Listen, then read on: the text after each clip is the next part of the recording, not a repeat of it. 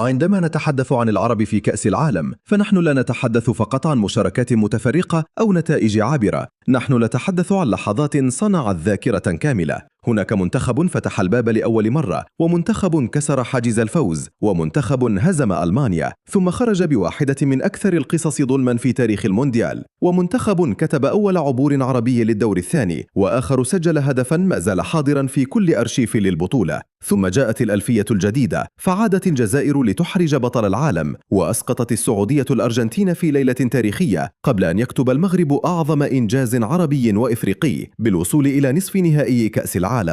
في هذا الفيديو لن نستعرض كل المشاركات العربية، بل سنختار أهم الملاحم التي غيرت مكانة العرب في المونديال. من مصر 1934 إلى المغرب 2022، 8 محطات، كل واحدة منها كانت أكبر من مباراة وأقرب إلى فصل خالد في تاريخ كأس العالم. والبداية من اللحظة التي دخل فيها العرب البطولة لأول مرة. مصر 1934. مصر لم تكن مجرد منتخب يشارك في نسخة مبكرة من كأس العالم، كانت أول صوت عربي وإفريقي يصل إلى المسرح الأكبر في كرة القدم. في مونديال إيطاليا 1934 ظهر المنتخب المصري كأول منتخب عربي وإفريقي في تاريخ البطولة. صحيح أن المشوار لم يدم طويلا، وأن الخسارة أمام المجر أنهت الحلم مبكرا، لكن قيمة تلك المشاركة لا تقاس بعدد المباريات ولا بالنتيجة النهائية. مصر في ذلك الوقت فتحت الباب، وضعت الاسم العربي لأول مرة داخل سجل كأس العالم، وأثبتت أن الطريق إلى المونديال ليس حكرا على أوروبا وأمريكا الجنوبية. تلك المشاركة كانت البداية فقط، لم تكن ملحمة في النتيجة، لكنها كانت ملحمة في المعنى، لأن كل ما جاء بعدها من انتصارات وعبور وإنجازات بدأ من تلك الخطوة الأولى. بعد سنوات طويلة كان العرب بحاجة إلى لحظة أخرى، لحظة لا تقول فقط إننا شاركنا، بل تقول إننا نستطيع الفوز. وهنا جاء منتخب تونس. عام 1978 في مونديال الأرجنتين، دخل المنتخب التونسي مباراة المكسيك وهو يعرف أنه أمام فرصة تاريخية.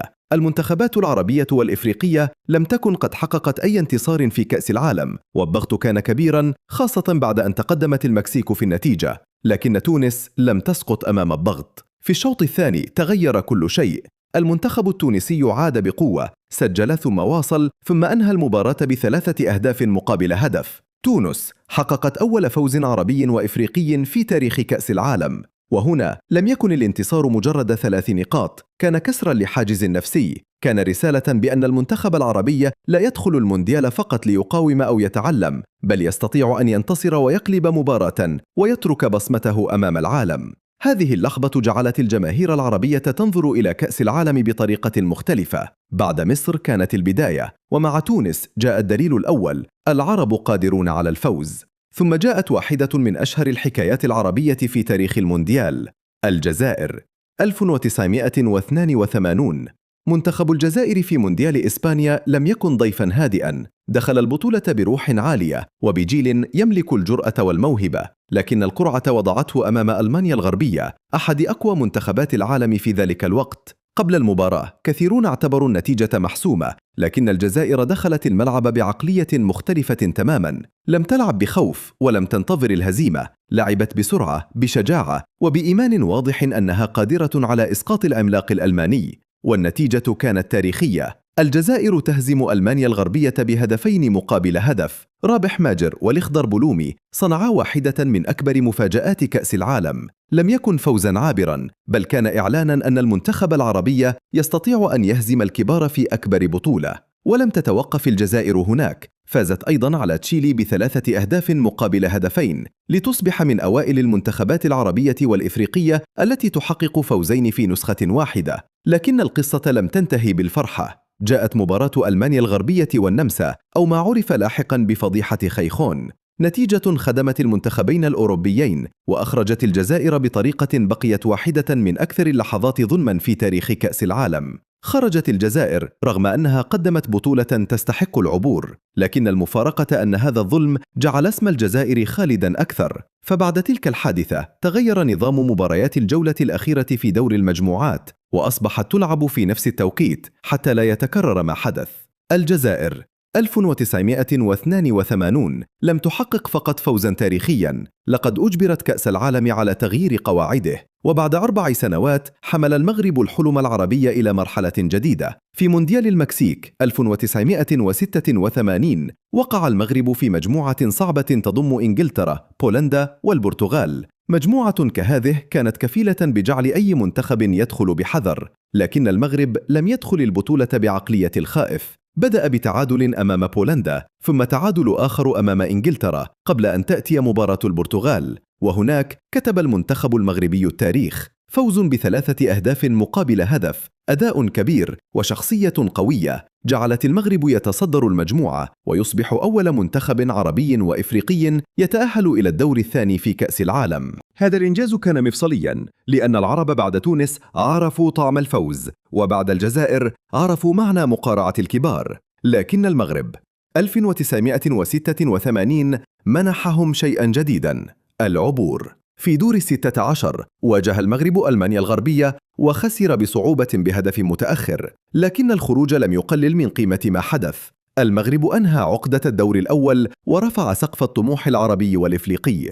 بعد هذه النسخة لم يعد السؤال هل يستطيع منتخب عربي أن يفوز، بل أصبح السؤال إلى أي مدى يمكن أن يذهب. ثم جاء الدور على السعودية عام 1994. المنتخب السعودي كان يشارك لأول مرة في تاريخه بكأس العالم، والمشاركة الأولى غالباً تكون مليئة بالضغط والخوف من المجهول، لكن ما فعله المنتخب السعودي في أمريكا كان أبعد من مجرد تجربة أولى.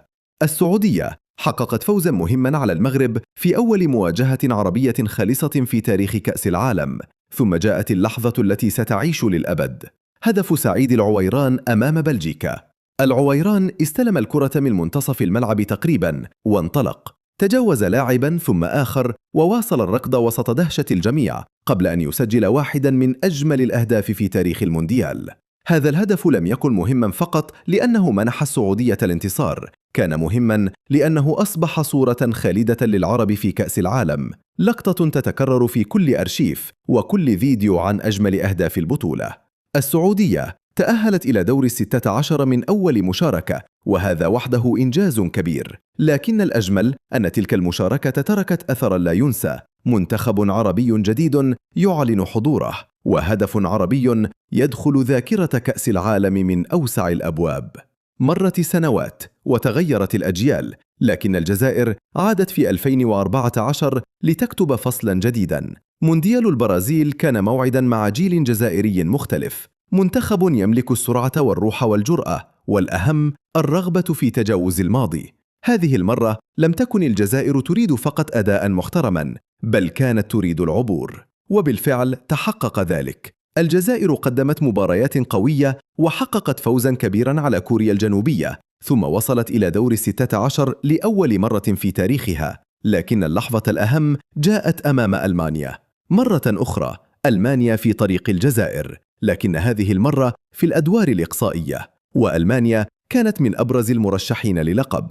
كثيرون توقعوا مباراة سهلة للألمان، لكن الجزائر قدمت واحدة من أعظم مبارياتها في كأس العالم: دفاع شرس، مرتدات خطيرة، سرعة، تنظيم وروح لا تنكسر. أجبرت الجزائر المنتخب الألماني على الذهاب إلى الأشواط الإضافية، وأحرجت فريقا سيصبح لاحقا بطل العالم. صحيح أن ألمانيا فازت في النهاية بهدفين مقابل هدف، لكن الجزائر خرجت باحترام عالمي كبير. هذه المباراة أعادت إلى الذاكرة ملحمة 1982، لكنها أضافت شيئا جديدا: الجزائر لم تعد فقط منتخب المفاجآت، بل منتخب قادر على مقارعة أبطال العالم في الأدوار الحاسمة.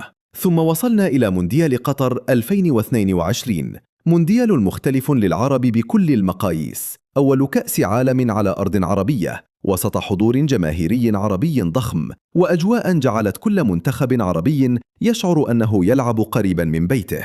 وفي الأيام الأولى من البطولة جاءت واحدة من أكبر المفاجآت في تاريخ كأس العالم: السعودية أمام الأرجنتين.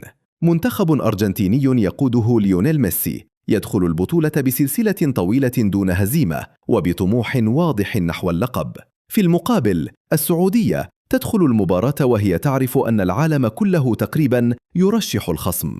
الأرجنتين تقدمت أولاً، وبدا أن المباراة ستذهب في الاتجاه المتوقع، لكن المنتخب السعودي قلب الحكاية. صالح الشهري سجل التعادل، ثم جاء سالم الدوسري بتسديدة تاريخية، هدف لا ينسى أمام منتخب سيصبح لاحقاً بطل العالم. السعودية تهزم الأرجنتين بهدفين مقابل هدف. لم يكن الفوز مجرد مفاجأة، كان صدمة عالمية وفرحة عربية كاملة، لأنك حين تهزم منتخباً بحجم الأرجنتين في طريقه لاحقاً للتتويج بكأس العالم، فأنت لا تحقق انتصاراً عادياً، أنت تدخل التاريخ.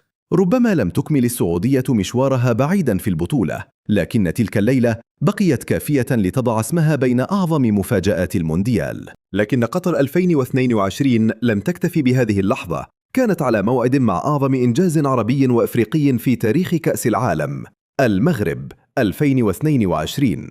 المنتخب المغربي دخل مجموعة صعبة تضم كرواتيا، بلجيكا وكندا. كثيرون توقعوا معركة صعبة من أجل التأهل، لكن المغرب فعل أكثر من ذلك. تعادل مع كرواتيا، فاز على بلجيكا، فاز على كندا، وتصدر مجموعته. لم يكن الأمر مجرد تأهل، بل تأهل بشخصية البطل. ثم جاءت إسبانيا في دور 16، منتخب يملك الكرة، يستحوذ، يمرر، ويفرض إيقاعه. لكن المغرب واجهه بالصبر والتنظيم والثقة. وصلت المباراة إلى ركلات الترجيح، وهناك ظهر ياسين بونو في واحدة من أشهر لحظات البطولة. المغرب يقصي إسبانيا. ثم جاء ربع النهائي أمام البرتغال، كريستيانو رونالدو، أسماء كبيرة، تاريخ ثقيل، لكن المغرب لم يتراجع. يوسف النصيري قفز فوق الجميع وسجل هدفاً تاريخياً ليقود المغرب إلى نصف نهائي كأس العالم، أول منتخب عربي وإفريقي يصل إلى هذا الدور. هذه اللحظة غيرت كل شيء. قبل المغرب 2022 كان سقف الحلم العربي غالباً هو عبور دور المجموعات أو الفوز على منتخب كبير. بعد المغرب 2022 أصبح السؤال أكبر: لماذا لا يصل منتخب عربي إلى النهائي يوماً ما؟ المغرب لم يحقق إنجازاً مغربياً فقط، صنع لحظة عربية وإفريقية كاملة. جعل الجماهير من المحيط إلى الخليج تشعر أن هذا الإنجاز يخصها أيضاً.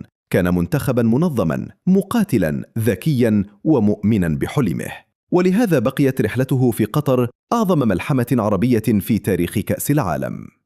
ومن مصر 1934 إلى المغرب 2022 يمكن أن نرى خطاً واضحاً في حكاية العرب مع المونديال. البداية كانت مشاركة، ثم أصبح الحلم فوزاً، ثم صار الحلم عبوراً، ثم مواجهة الكبار، ثم إسقاط أبطال العالم، ثم الوصول إلى نصف النهائي. كل محطة من هذه المحطات لم تكن منفصلة عن الأخرى. مصر فتحت الباب، تونس كسرت الحاجز، الجزائر علمت العالم أن العرب قادرون على هزيمة الكبار، المغرب عبر لأول مرة، السعودية صنعت ذاكرة من أول مشاركة، الجزائر عادت لتفرض الاحترام، السعودية أسقطت الأرجنتين، والمغرب رفع السقف إلى أعلى نقطة في التاريخ العربي. هذه هي قيمة الملاحم، ليست فقط في النتيجة، بل في الأثر الذي تتركه بعدها. لأن بعض المباريات تنتهي بعد 90 دقيقة، لكن بعضها يبقى لعقود.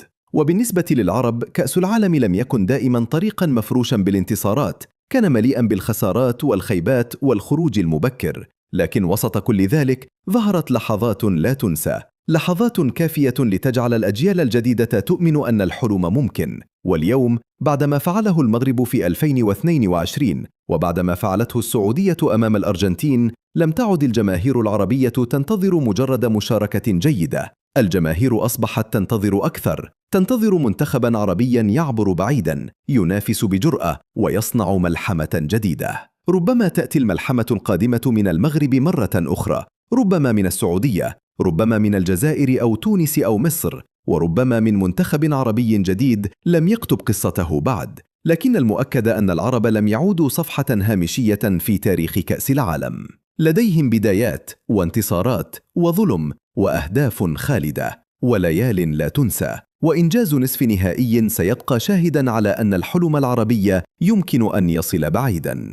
وفي النهاية يبقى السؤال الأجمل: ما هي أعظم ملحمة عربية في تاريخ كأس العالم؟ هل هي الجزائر 1982 أمام ألمانيا؟ أم هدف سعيد العويران في 1994؟ أم فوز السعودية على الأرجنتين؟